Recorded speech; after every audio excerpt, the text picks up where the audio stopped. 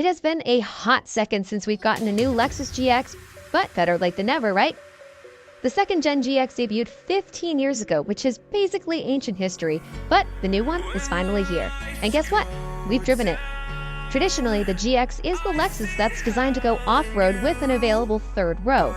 That means today's model has a standard full-time four-wheel drive system and a Torsen-limited slip-locking center differential. All that's moved along by a 3.4-liter twin-turbo V6 that makes 349 horsepower and 479 pound-feet of torque, which is more powerful than the outgoing V8.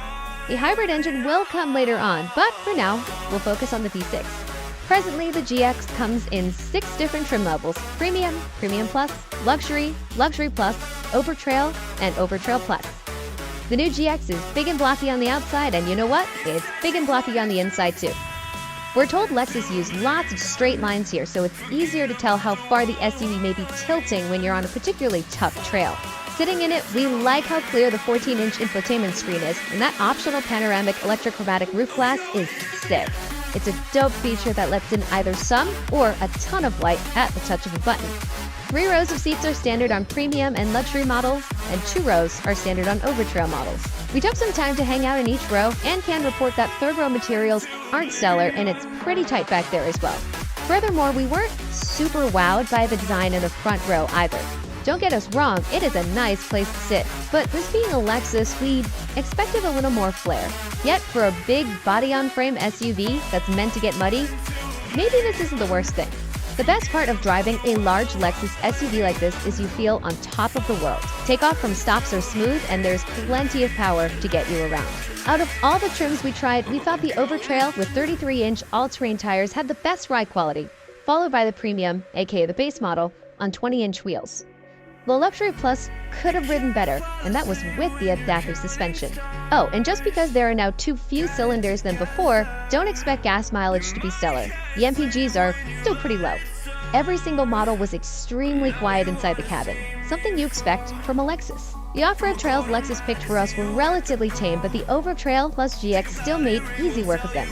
Both the brake and accelerator pedal were responsive, which is important in these low-speed, low-traction situations. With good body control, the Lexus was overall quite impressive despite how big it is. It stayed sure-footed and felt capable throughout.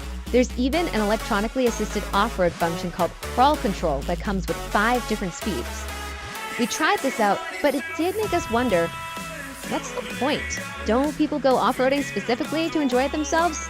Anyway, as a final note, we thought the electronically assisted steering was pretty good in an off-road application. It actually provided decent feedback and added to the GX's overall confidence on the trail. This new GX will compete directly in the luxury off-road space, which means it has the Land Rover Defender right in its crosshairs.